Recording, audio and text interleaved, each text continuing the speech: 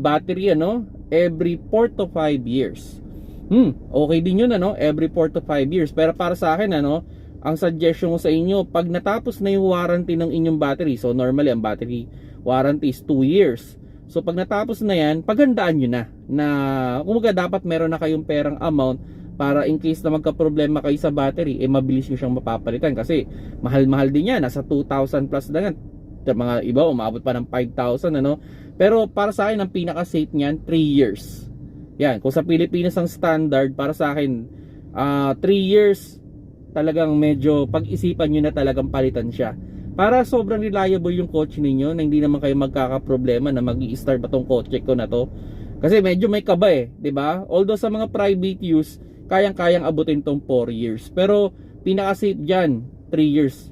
Okay na okay yan. So pag pinapalitan nyo every 3 years yung battery, mas reliable yung sasakyan ninyo na wala kayong halos magiging problema sa battery. Then yun, kung ayos pa yung battery ninyo, baka mabenta nyo pa ng mas mahal. So parang rin, okay din although yung nga napapa-swap naman yan. So pag sira yung battery, nakakalis naman tayo. Pero kung ayos, malay ninyo mas malaki pa yung pagkakabenta. So parang bawi-bawi nyo rin. Okay?